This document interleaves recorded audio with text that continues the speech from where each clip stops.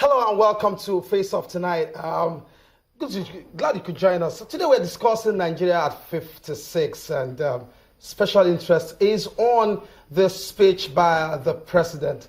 President Muhammad Buhari, on October 1st marked the 56th anniversary of Nigeria at the Aso Rock Villa, though very low-keyed. In his message to Nigerians, he urged all to appreciate one another, consolidate on their diversity, and embrace change. He reminded the people of government's resolve to address the myriad of challenges facing the nation, from the economy to security issues.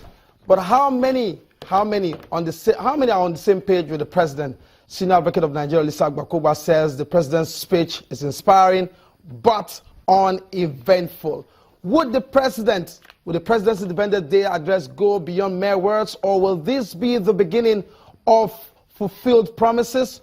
Would the President's speech translate to an answer to the teeming problems the country is faced with? That's what we're discussing tonight on Face Off, and I have two gentlemen in the studio. I'll start with my right, Mr. Adetokunbo Pierce is a PDP chieftain. You're welcome to the show. Thanks for having me. And Abdul Bak Ladi Balogun. That's quite tongue twisting. How have I got that? You got it right. You got it right. Ladi Balogun. Yeah, you got it right. And he's also an APC chieftain. Gentlemen, you're welcome to the show tonight. Thank you. We're discussing the president's speech. We've had like 3 of those kind of speeches. May 29 last year, May 29 this year, October 1st last year. Second. Yeah, so this is about the 4th major speech like that. How inspiring do you think this speech will be? I'd like for you guys to give us your opening statement before we go on. Let me start with you, Mr. Pierce. The president's speech is uninspiring. He has no direction. It's filled with excuses, a lot of promises. We intend to do this, we intend to do that. But worse, a lot of falsification, misrepresentation, disingenuous information, and simply deceitful. Thank you very much. And I have the details to show you. We'll go into that. Yes. Mr. Ladi Balogun, permit me to call you that. Is that okay? Honorable. Honorable Ladi Balogun. Exactly. Yes, go ahead. Yeah, thank you. For the first time in a long while, we had a Nigeria leader that come up with articulated contest in terms of what we're trying to do, actionable plans. It gave a speech that's very inspiring, that gave hope and that restore the hope of the people in a country that can work. Okay. That's exactly what the Mr. President's speech It's clear. signifies. Inspiring, not inspiring, inspiring, not inspiring. That's the position we have tonight.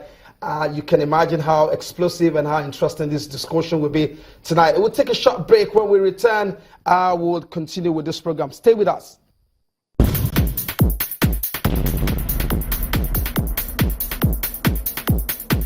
Speech on October 1st is what we're discussing today. How inspiring.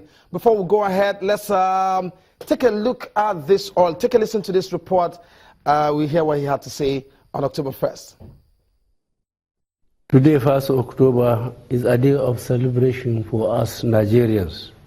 Without beating around the bush, President Muhammadu Buhari confronted the elephant in the room during his independence anniversary speech, the country's economic recession. I ran for office because I know that good government is the only way to ensure prosperity and abundance for all.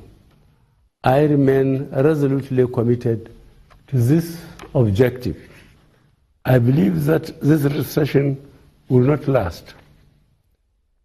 Temporary problems should not blind or divert us from the corrective course this government has charted for our nation.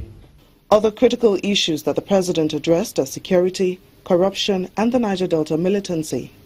Boko Haram was defeated by last December, only resorting to cowardly attacks on soft targets, killing innocent men, women, and children.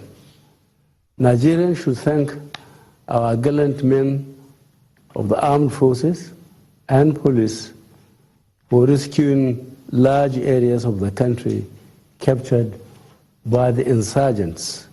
A new insurgency has reared up its head in the shape of blowing up gas and oil pipelines by groups of Niger Delta militants.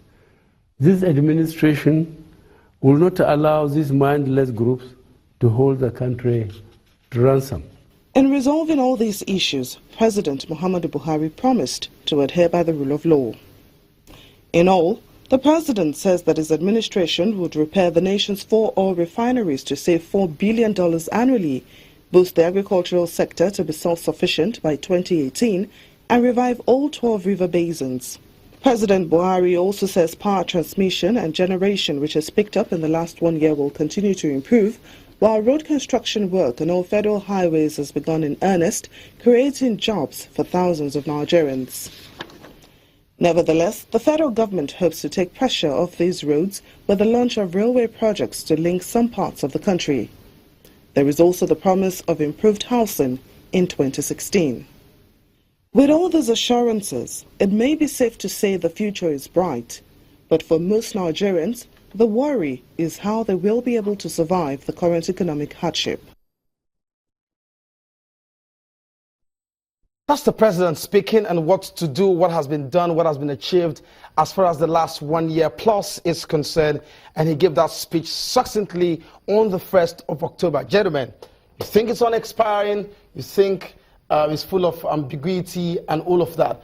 I would like you to hold on to your thoughts and let him, Ladi, tell us why he thinks the president's speech is a speech of hope.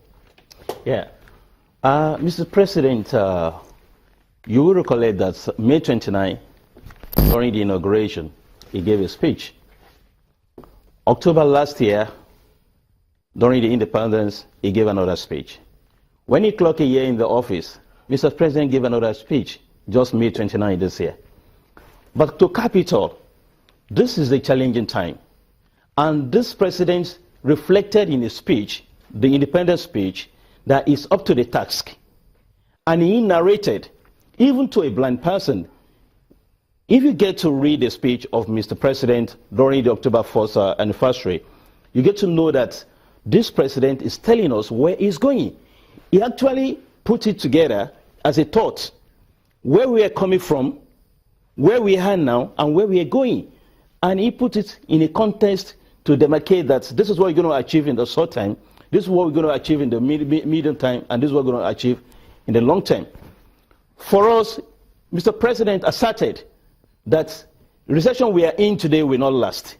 And he gave the reason why it will not last, because of the actionable plans he put in place, and he put everything in the speech, and he put and for that, a lot of Nigerians rekindle their hope that this is a government that's going to work.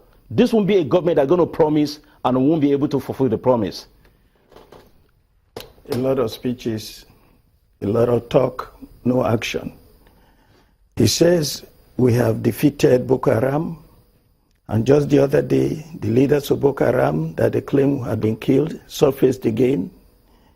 The president, in his own words, says Boko Haram has been defeated, but they are attacking soft targets and killing innocent men, women, and children. In other words, Boko Haram is still alive and well.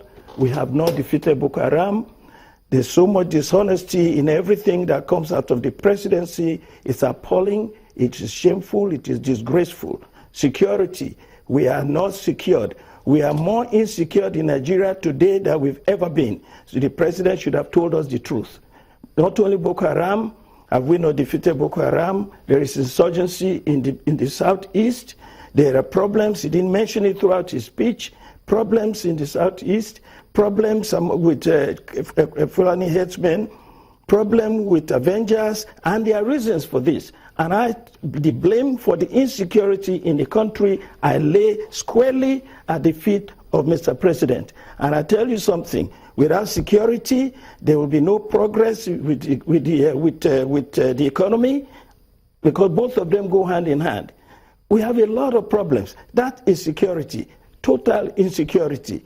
We talk about the economy. The economy cannot make any progress if the society is not secured, because foreign investment is falling every day. All the indices of the economy... When you talk about, let me ask this question. Let me take you back to that speech when you talked about foreign investors and economic challenges. the president had this to say: Nigeria's standing has changed beyond belief in the last 18 months. A lie. Total falsehood. Hold on. We are Total no longer falsehood. a pariah state. Exactly. Wherever I go, I have been We have received never with been a honor. pariah state. It's seen. It's seen everywhere. You just came back We from have United Nations never General been Assembly. a pariah state. Look. You heard Ban Ki-moon what he said about President Buhari. Look. You heard what President Obama said about President Buhari. What President Nicolas Sarkozy of France said about Buhari. We have never been a pariah state. Nigeria Since image when can did- never be better than what Buhari has been able to do in the Since last when 18 did we months. become a pariah state? Because when we were there, about 14 local governments were taken over by this terrorist group when the President Jonathan was in charge. When President Buhari came, he left from the front as a former commander-in-chief and still a commander-in-chief of the armed forces.